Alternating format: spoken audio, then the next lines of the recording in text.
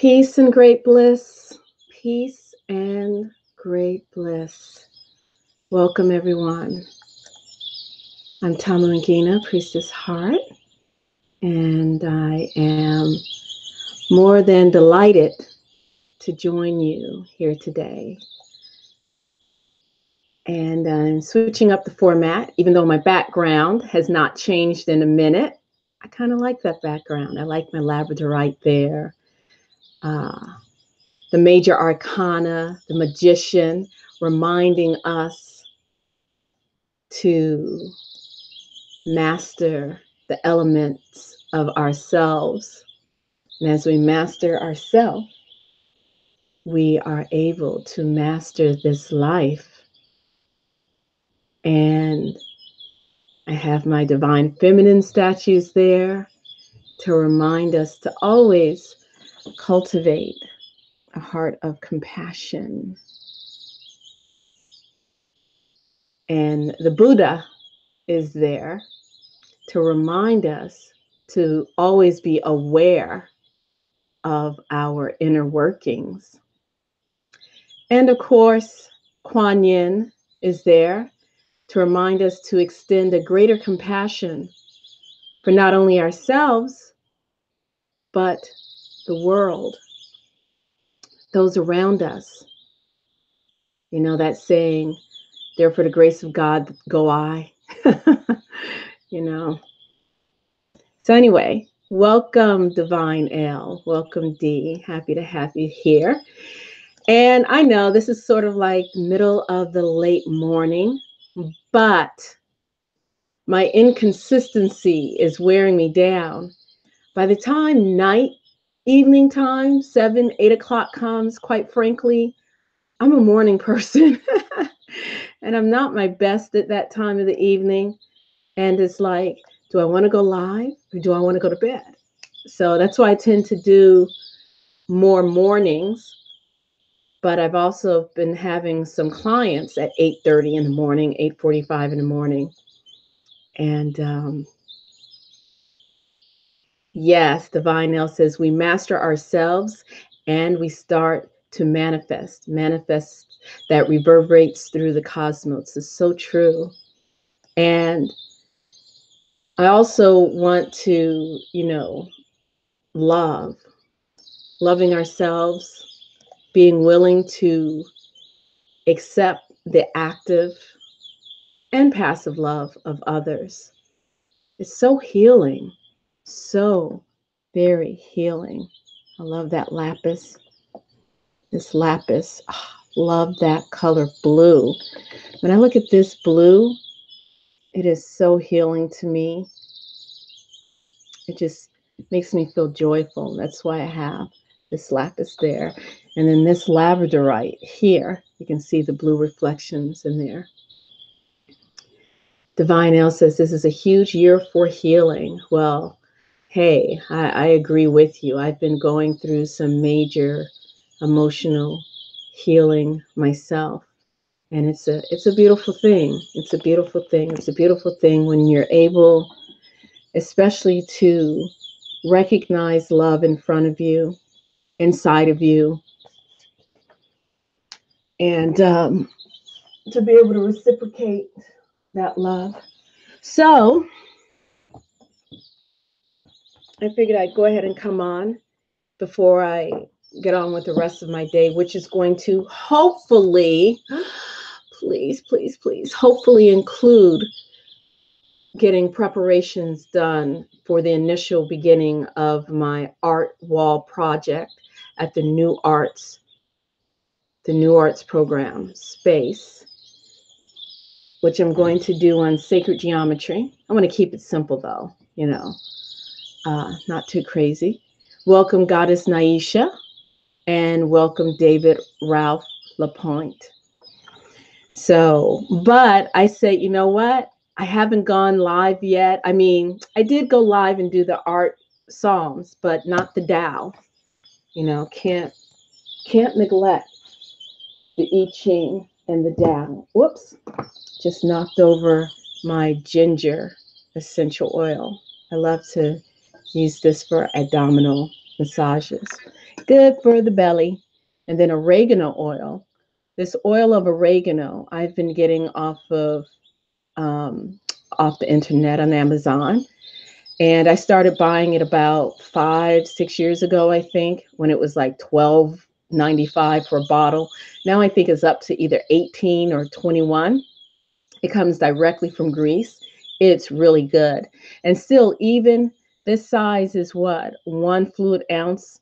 It is still less expensive than that oregano oil P80. Um, However, I have heard, and I haven't gotten a new one yet recently, the last year. I don't know if it's being watered down or thinned down. I'm not sure, but anyway, this is some really powerful stuff. And let me just make sure.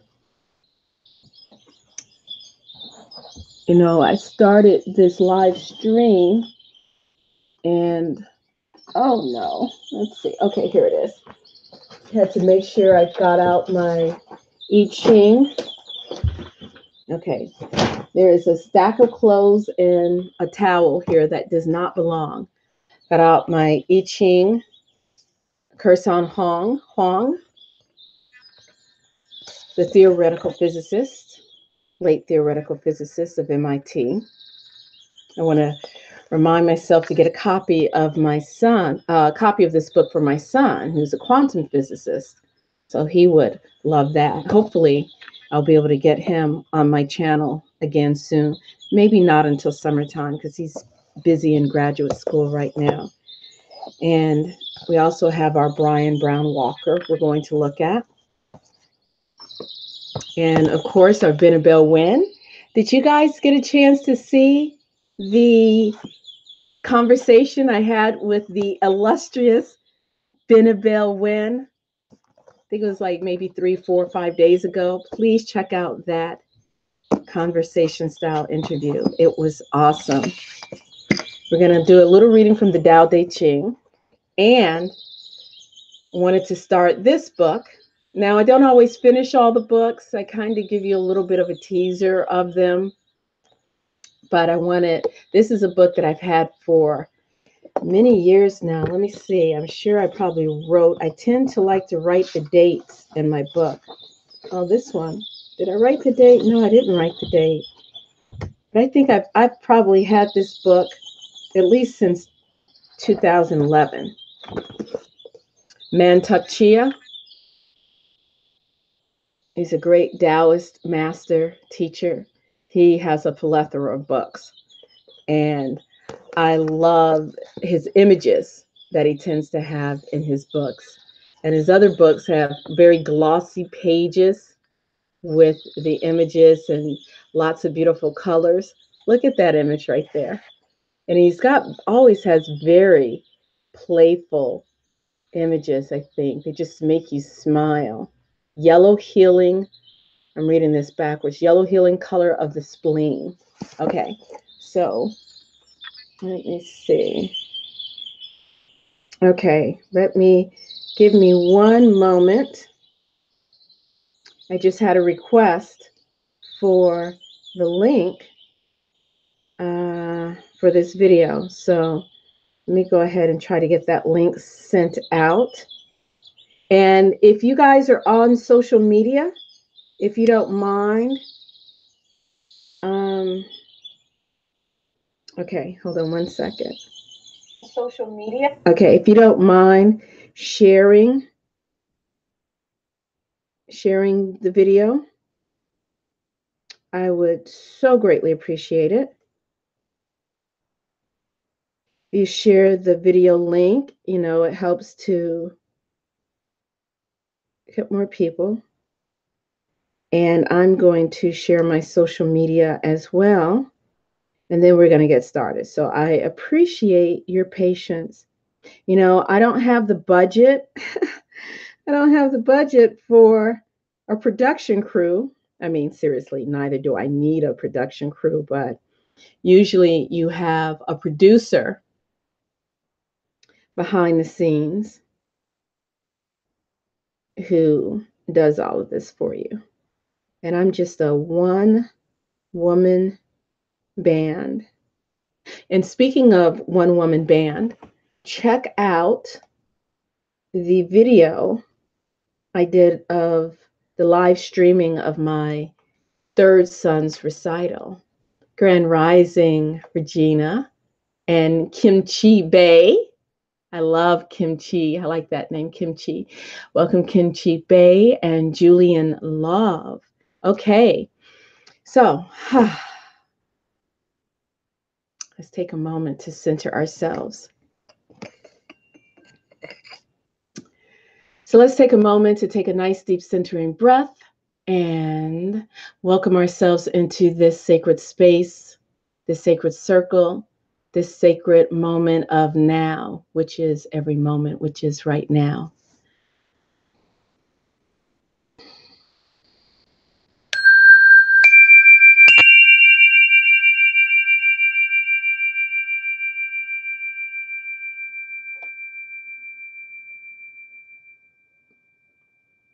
So welcome, welcome everyone.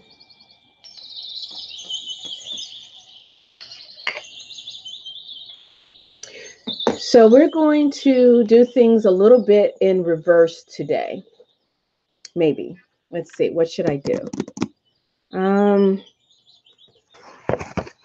We're going to look at the secret teachings of the Tao Te Ching.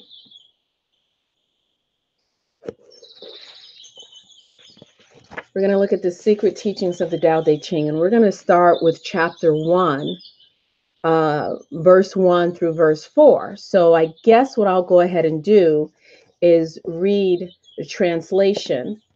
We'll go ahead and read that translation, and then we'll go into our I Ching and then go into the chapter of this book or something like that. Or maybe I'll just do it backwards. I tell you what, I want to keep that together. We're going to, let me get the stand up.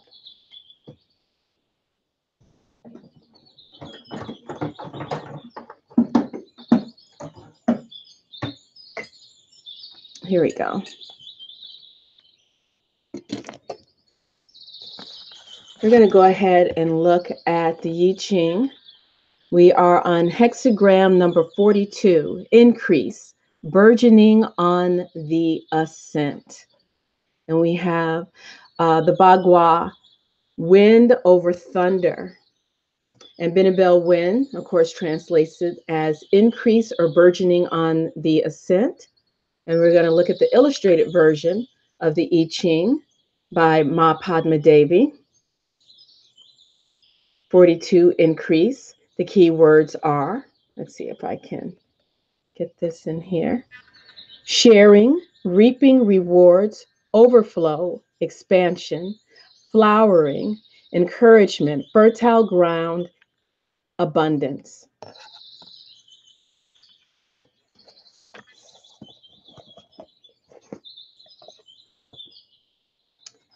So first we're going to, let's see. Let's get out and look at the two bagua that make up this one gua, number 42. I really like the ancient script for this. It's a very beautiful image to me. We're going to look at wind over thunder. So wind, the bagua wind, you have a feminine line on the bottom. Let me get over here. Let's see. I need a pointing device. That's what I need. I need something that I can use as a pointing device. So we have the feminine, the yin line, and two masculine lines. Gentle thoughts. Here it is right there. You can see it. Gentle thoughts. Entering gently, proceeding conscientiously. Flexibility, adaptability, influence, sensitivity, responsiveness, pervasiveness, assimilation. And it's the element of wood. Shun. Direction southwest, season winter solstice, Loshu 9 halls, season, cardinal spring. Life aspects. It's related to wealth, finances, assets. Medically is related to thighs, legs, respiratory systems, parasympathetic nervous system, large intestine, depression, mental wellness. So in other words, if you're having issues with your thighs or your legs or your respiratory system or any of those systems, you would focus on this particular bagua, wind, the gentleness of the wind. It's the sacral chakra. Sacral, if I remember correctly, is your seat of creativity. Animal, fowl. Welcome, Teresa Berg. Welcome. The archetype, the martial artist. And what immediately comes to my mind when I think of the archetype for this Shun Wind Bagua, the martial artist, I think of like a kung fu master, not in the offensive mode or defensive mode, neither one of those, but the way one works with energy, the way one works with energy, because that's really what it's all about, working with your own internal energy and the energies that surround you. And especially a Tai Chi artist, which is martial arts. Uh, Immortal He Jiangu, patron of women diviners, female miracle workers, sorceresses, and witches. We're going to look at thunder. And can anybody recognize what's interesting about wind and thunder? Let me put the cap on that so I don't, where's it? Oh, there we go. Wind over thunder.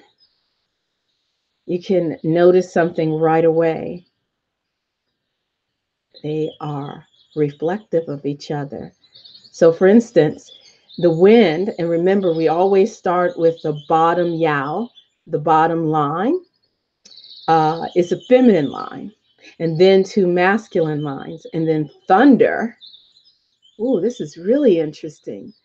Thunder starts with a masculine line, and then it has two feminine lines. And one would think that because thunder is so forceful and powerful, it would be all masculine, right? Or you would think because wind seemingly is gentle, is subtle, it would be all feminine. So that's really something interesting to meditate upon. Anyway, that's just the way my mind works. Okay, so let me find the thunder bagua. Thunder. I'll just show that to you right quick. Isn't that beautiful? Love that thunder. It's really beautiful. Oh, and Reiki practitioners. If you look at this, this reminds me of the Reiki symbol up here and these two lines there, there. Only this is a little bit different.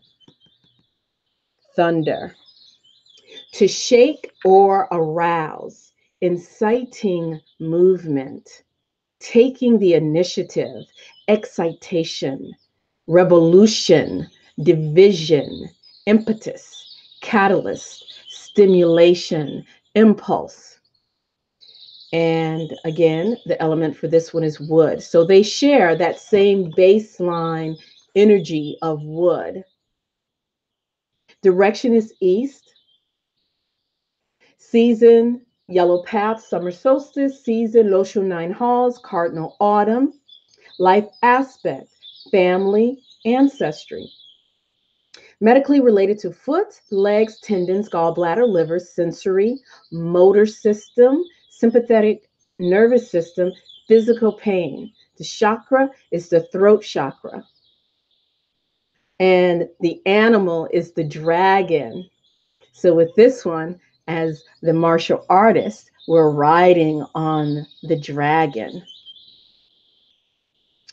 Archetype, the emperor. What was the archetype for the other one? This martial artist. Yeah, martial artist. Let me go back to that one. The fowl, and then you have the dragon, and the martial artist and the emperor. It's a lot of power there. The immortal is Cao Guo Zhou, patron of nobles and aristocracy. Okay, so we're back to her son. We're back to her son, Dr. Kersan Hong. What are we going to look here? Okay, so increase. Auspicious to go somewhere. Auspicious to cross the great stream. And of course, this is a literal verbatim, as literal as verbatim as possible translation of the ancient Chinese. And we always start from the bottom yao, the bottom line. Oh, can't get that. We always start from the bottom and work our way up. So even though we're number one up here, it actually starts at the bottom. So let's go ahead and take a look at that. Number one, yao. Favorable to start major constructions. Great auspicious omen, no troubles. Let's get that focused better. I apologize. Let's see. There we go, like magic. Someone is proffering a tortoise shell worth 10 double cowries. It cannot be refused. Everlasting good omen. The king makes offerings to God. Good fortune. Assistance offered at a disaster. Faultless. Trust gained on the road. The Duke got the news by Jade Tablet. Welcome, Jasmine. Welcome. On the road, the Duke, on the road, the Duke got the news, agreed, and assisted in moving the capital. Trust gladdens the heart. Needless to ask, great fortune. Trust is our reward. None will rally, some will attack. If there is no determination in the heart, disaster will befall. I like that line. Let's read it one more time.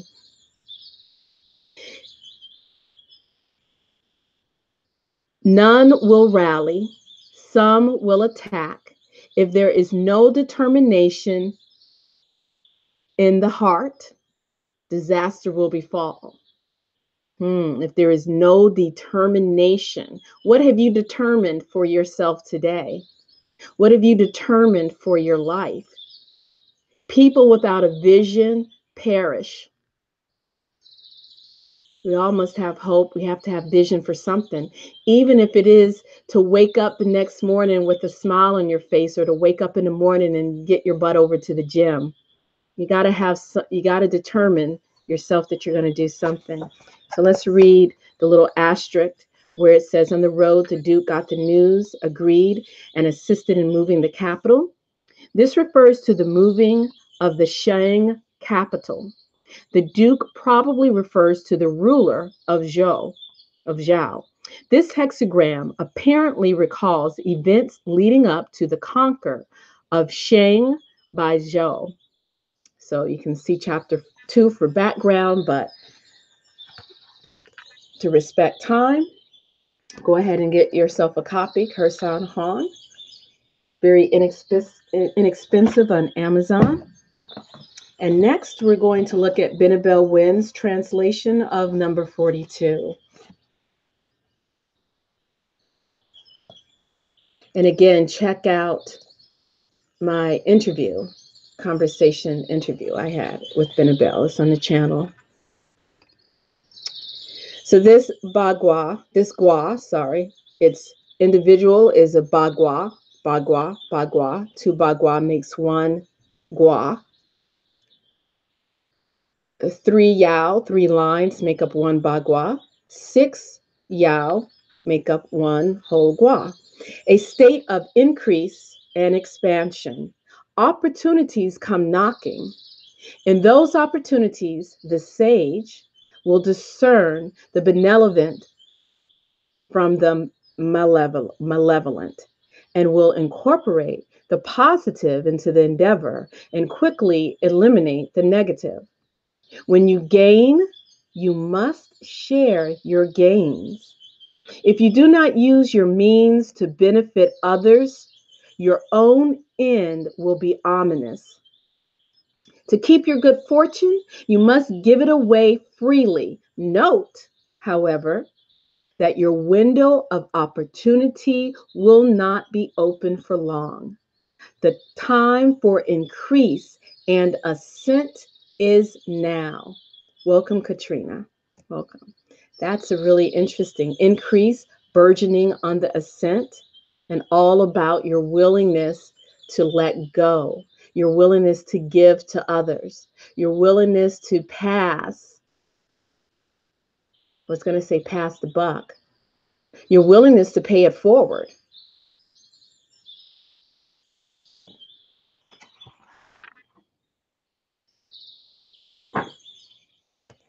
Next, we're going to be inspired by our brother Brian Brown Walker's interpretive translation of the I Ching, or Book of Changes. And as I've mentioned many past times before, please excuse my horrible manicure. I've been kind of nibbling on my thumb lately. I don't know why. I got to stop doing that. But anyway, if you were to just get one translation of the I Ching for daily inspirational readings and easy to carry with you, I would suggest this copy of the I Ching. It's very inspiring. So we're going to look at 42, increase. Now I'll leave the images up here for you to see. There you go. Let's see if I can.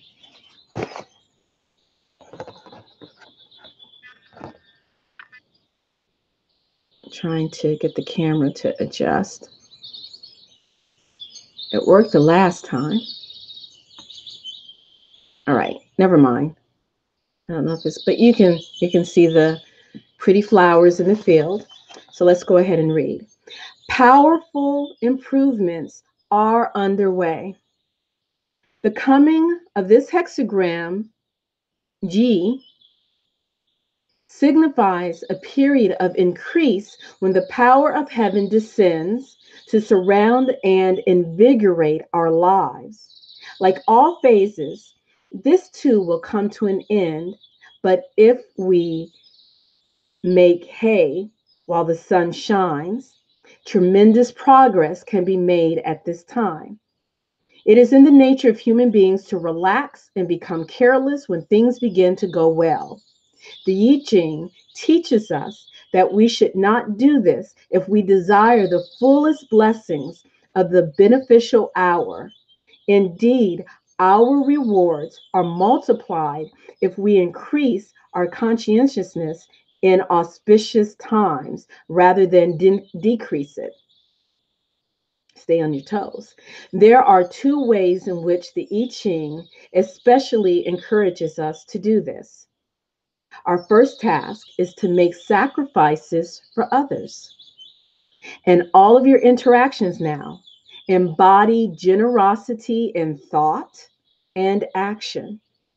So when I read that, how do I embody generosity in thought?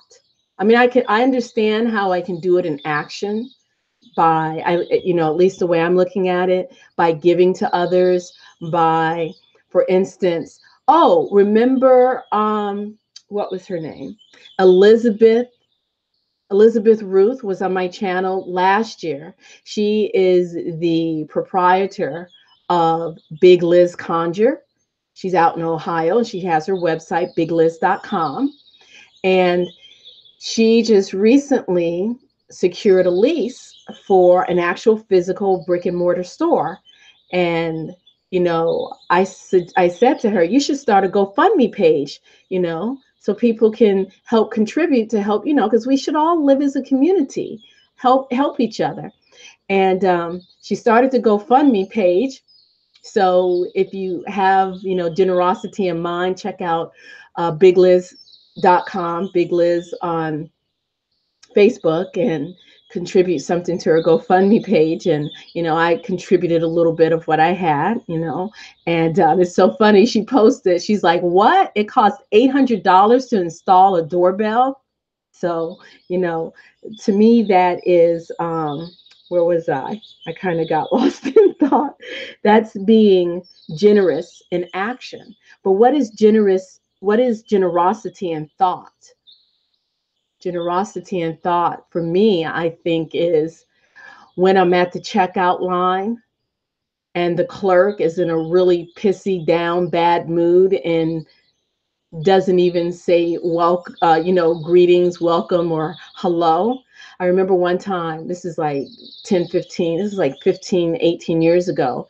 I was at some big box store, and the cashier, she was just like, ugh, like not even a hello. She's just, and I was always really big on customer service or whatever. So my little cocky attitude, I was like, "Oh, you must be having a crappy day today."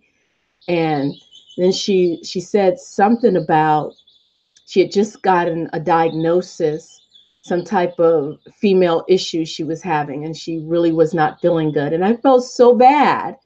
So in my mind, even though I wasn't rude to her, I was kind of a little bit sarcastic. But in my mind, I was thinking, oh, the nerve of this woman. She's in customer service and she can't even say hello. So for me, the generosity of thought would have been, maybe she's having a bad day. Maybe she's not feeling well. Let me give her the benefit of the doubt.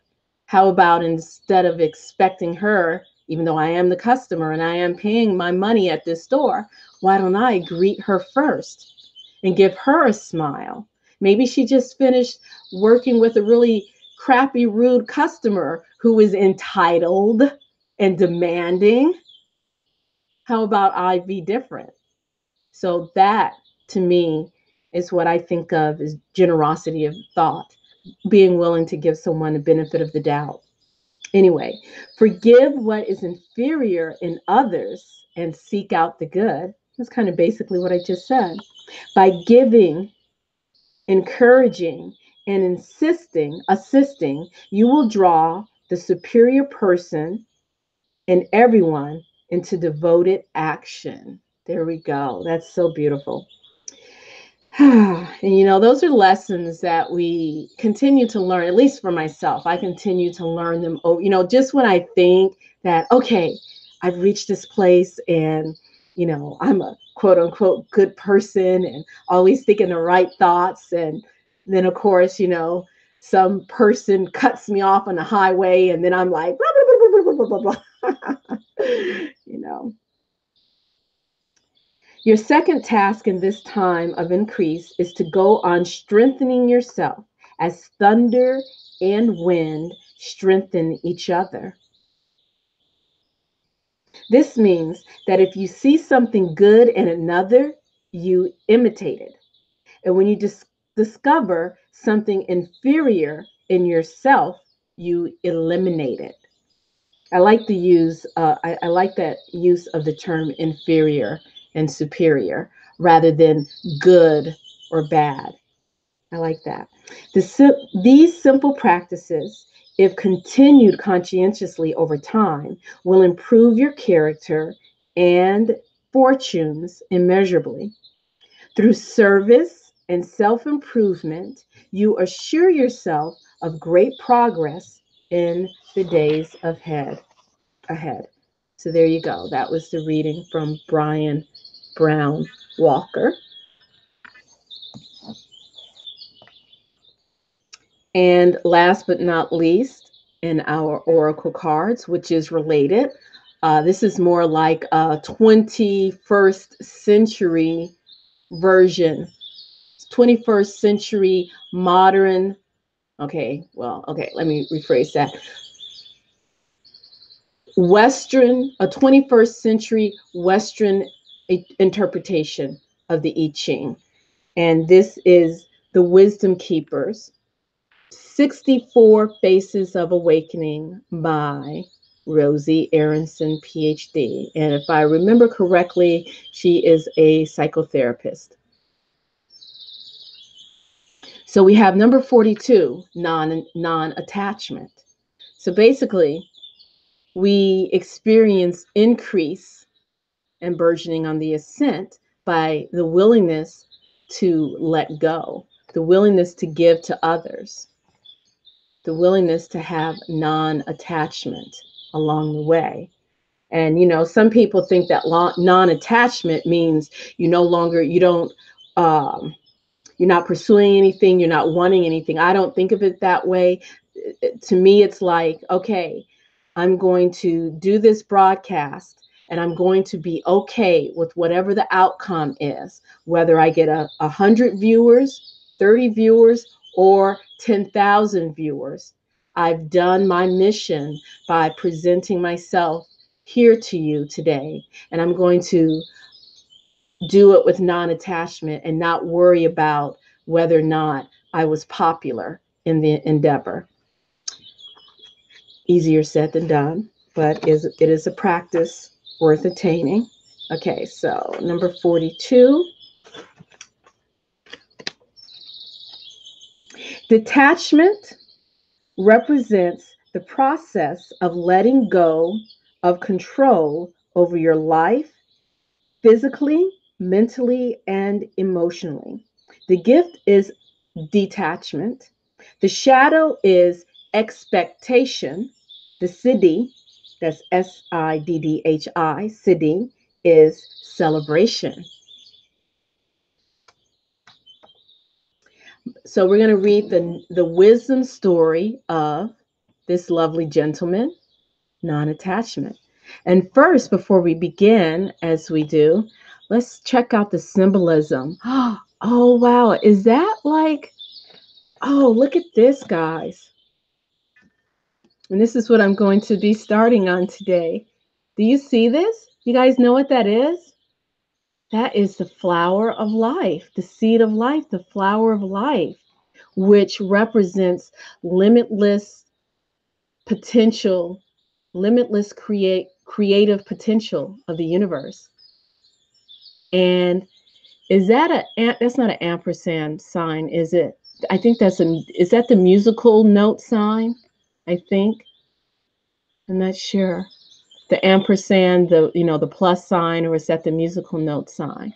And then you have the yin yang, the taijutsu, which is, the balance of the masculine and feminine, the negative and the positive aspects.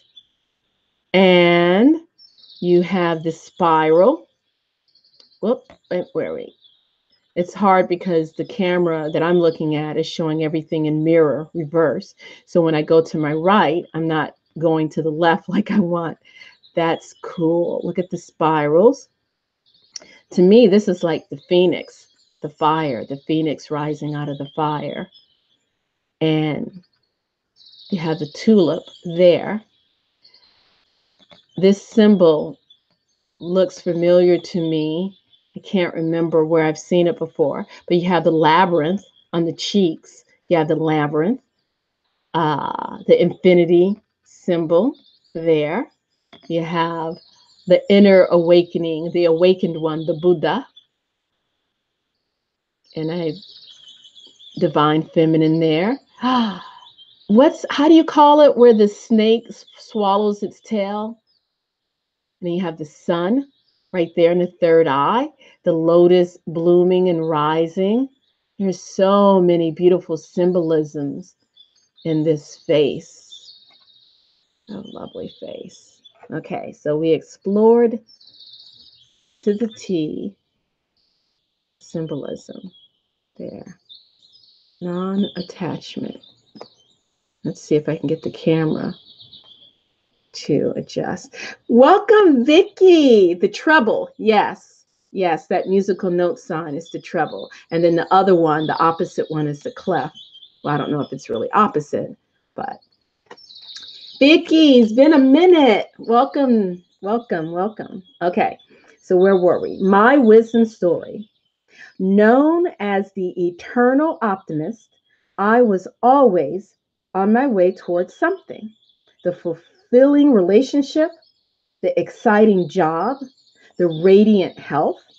I knew once I achieved that perfection, that perfect life, I'd be able to rest and be happy.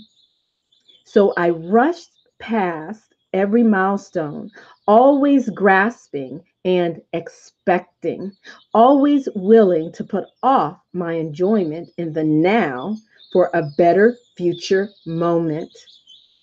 We've all been there, right? Welcome, Norman. Jean, welcome. As I got older, I began to obsess about time. It's kind of how I feel right now as I'm in my, I'm not even going to say my age, but I've found myself not really obsessing about time, but really being cognizant and aware of the passage of time. There was so much to do, and it felt like time was running out. Until it did during a basic medical checkup. Something unexpected was found. I was diagnosed with a deadly illness. Suddenly, my life was spinning out of control.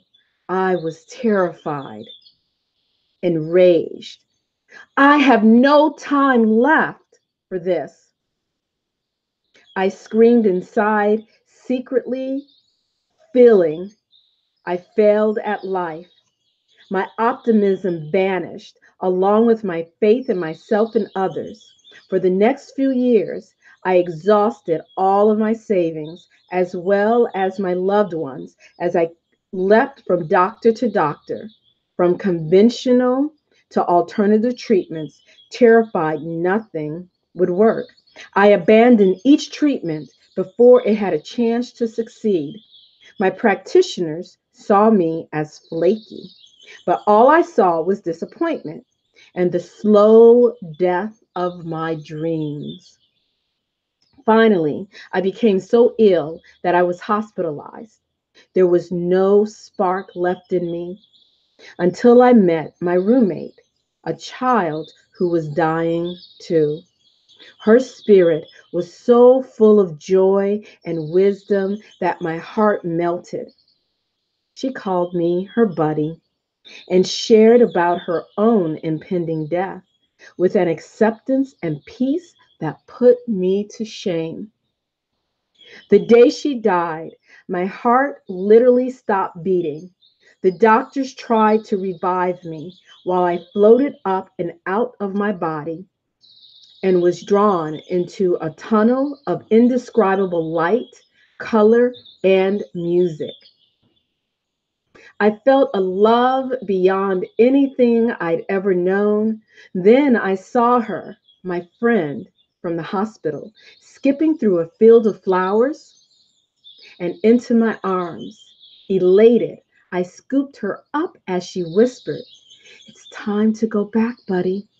There's still so much time. There's still so much to celebrate." The next thing I knew, I was back in my body, feeling calm and full of gratitude despite the pain. That was many years ago when I first became known as a medical miracle. Now, when people look into my eyes, they feel my trust in life. I am not afraid for myself or for them. I've made peace with death.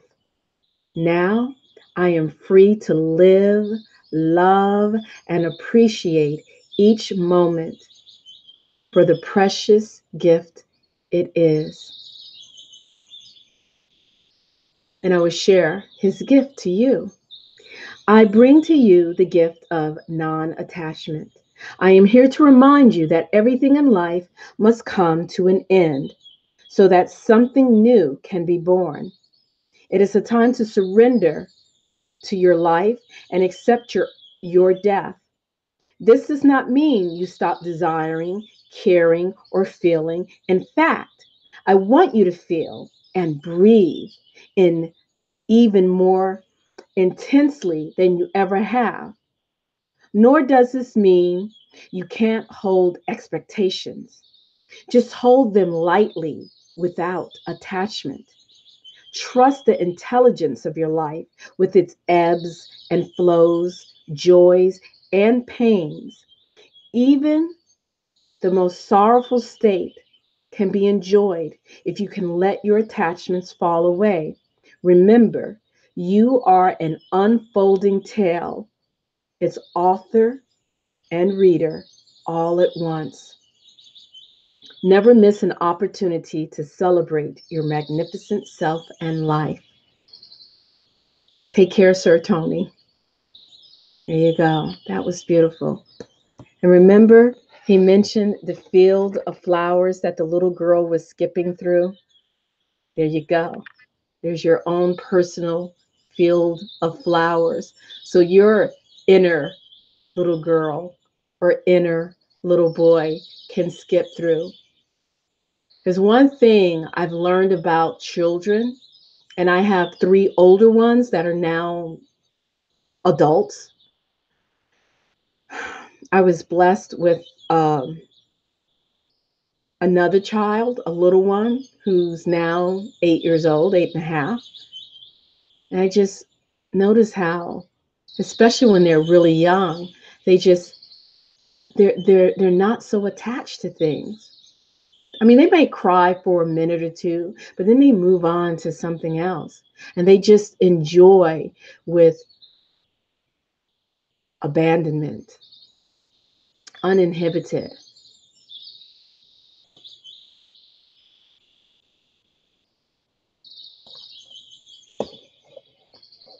And the best way for us to be able to connect with our own inner joy, the best way for us to be able to accept love and to give love is to connect with our inner child. And yes, there are times when, some of us may not have experienced a good childhood. There might have been, things that happened in our childhood that might have destroyed our innocence or hurt us. Sometimes we might be able to find that space and that place where any of that ever started. And if we can't, as the adult that we are now, we can reach in to that inner child and love that inner child and caress that inner child and nurture that inner child and give that child. Remember, there's no past or future. There's only now. So whatever happened, what you think might have been in the past, it happens right now. So we can love that child that we are and use our love to help heal that inner child.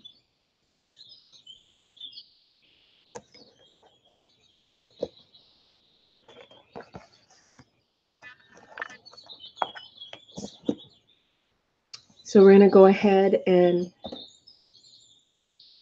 look at our first chapter, read a little bit from the secret teachings of the Tao Te Ching. Don't you just love that cover? This is heart. I don't know how you say it in the Chinese, but in the Japanese, I believe it's kokoro. It's sort of like where the mind and the heart, like your way of thinking of your like thinking of things and your heart feeling of things become unified, become one. So when you're making a decision, you're not just making it with your mind or you're not just making it with your heart, you're making it with the totalness of your being. This is by Mantak Chia and Dao Huang. Wordless uttering of the Tao. The Tao that is voiced is no longer that of eternal Tao.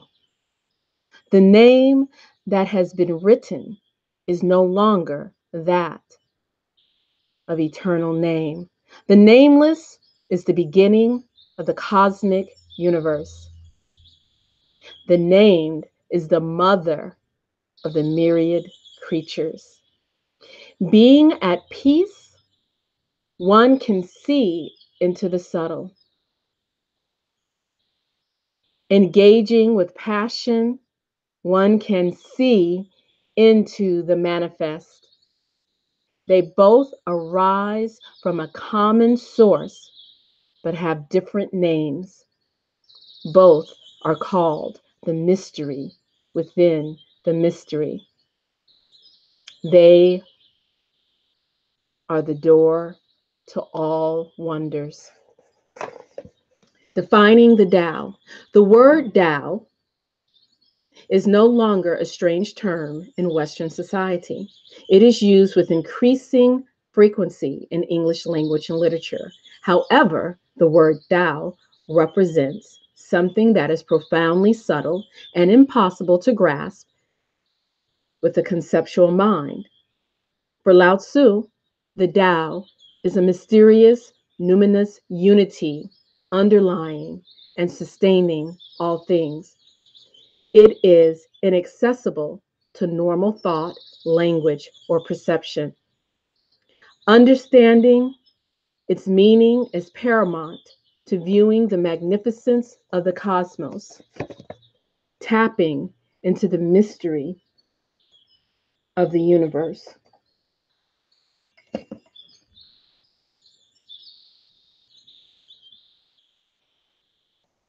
and searching for the origin of nature. It encompasses the vast outer reaches of the universe. It is invisible, unfathomable, and unreachable. It is remote, ancient, and untraceable. It is beyond conception. It is too abstract to convey literally. It is mystical, beyond comprehension. It remains forever silent, unmoved, and sublimely peaceful. Before the reality of the Tao, the voice can no longer utter sound. The eyes can no longer express their curiosity, and movement is halted in its forward journey. The veil of its mystery cannot be pierced. Philosophy cannot define its elusive meaning. Science cannot calculate its potential. To define the Tao is to listen to silence, observe nakedness, and activate stillness. It can be likened to communicating with your inner voice, awakening your inner talent, your innate talent, finding a home with eternal beauty, and releasing your full potential. There can be no alienation nor intimidation of your ultimate power.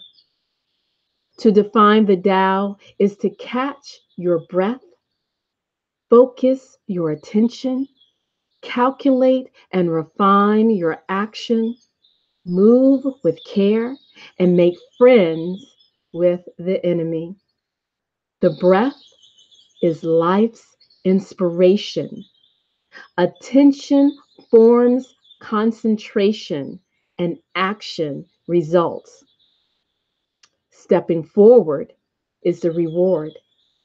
As the enemy recedes in the shadow, the Tao permeates your aura. To define the Tao is to stand on the highest mountain peak, swim in an ocean of love, and soar with the dove in the valley of death. It is to connect with power. To sense the Tao is to stand in a cool spring shower. To view the Tao is to observe from a high tower. To smell the Tao is to breathe in a fragrant flower. It is to sleep peacefully behind a closed door, to peer through a window no more, to observe first the natural law, and to judge only the mind's intractable flaw.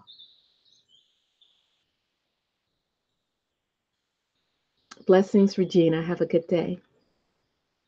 To define the Tao can be anyone's individual response, but is no one else's business. To attempt to describe the Tao is a meaningless pursuit, yet boundless in scope. To rationalize the Tao is futile. To reject the Tao is to render yourself powerless. To know the Tao is to leave one breathless.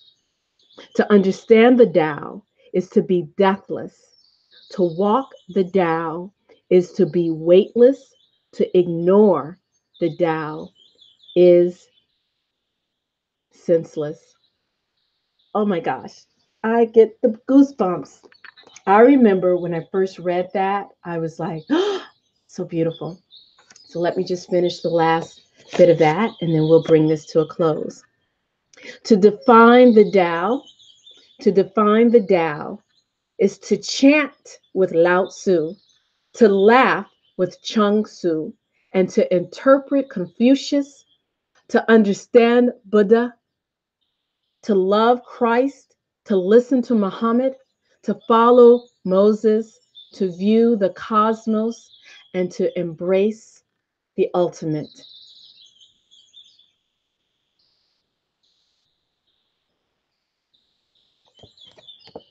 The Tao, the mother of all things.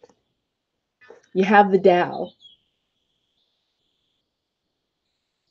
the infinite ground of possibilities, the energy, that massive energy, that complete and utter unity. This is just my interpretation of it, okay? That complete and utter unity.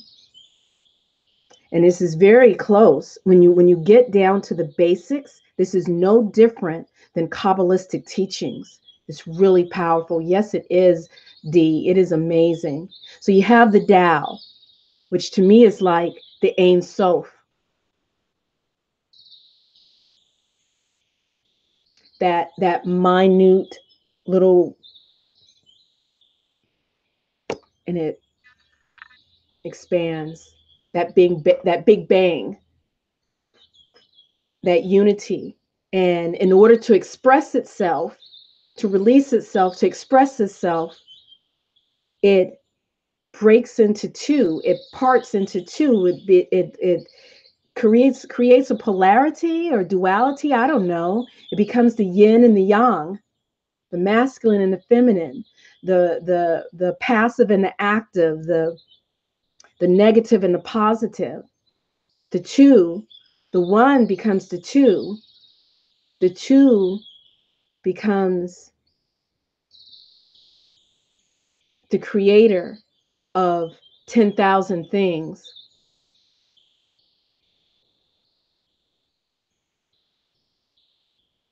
which is nature, which is mankind, which of course includes womankind too. So this isn't, sexist, patriarchal language, mankind. I'm okay with using that word. Delete, erase, insert your own word.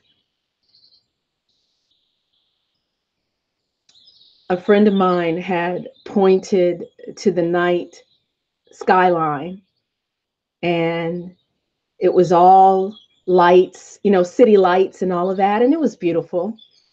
And this person said to me, "Look at that. Isn't it beautiful? Don't you just love that view?" And I responded, "I prefer nature. I like to look out and see trees." And he reminded me of something. And what he said was very true. And I knew this and I know this, but in my own self imposed ignorance, I continue to miss that point, which caused me to want to resort into my reclusive hermit like nature.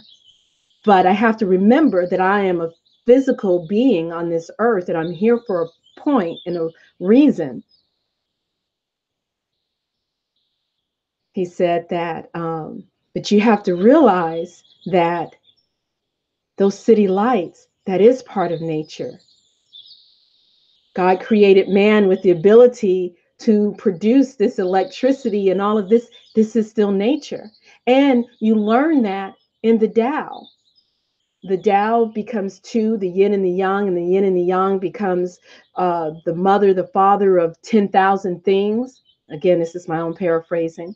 And that 10,000 things includes this book, this here, this here, this cloth, everything that we've created.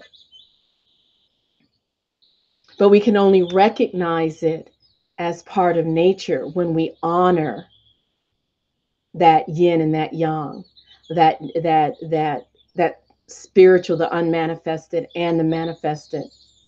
So just as much as trees are beautiful, this Google Hangouts is beautiful.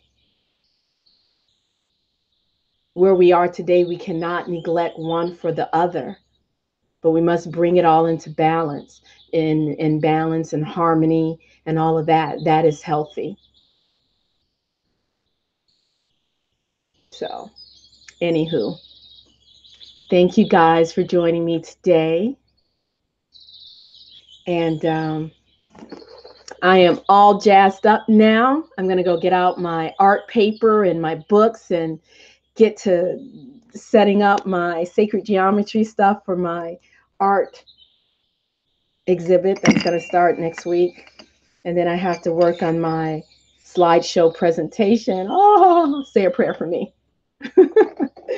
Okay. Thank you for being here. Thank you. It was truly tremendous. And, you know, we should always be so thankful for how life supports us and how we support each other. I'm Tamu, Priestess Heart. Thank you so much for being here. Let's take a moment to remember our ancestors and all those who have come before us.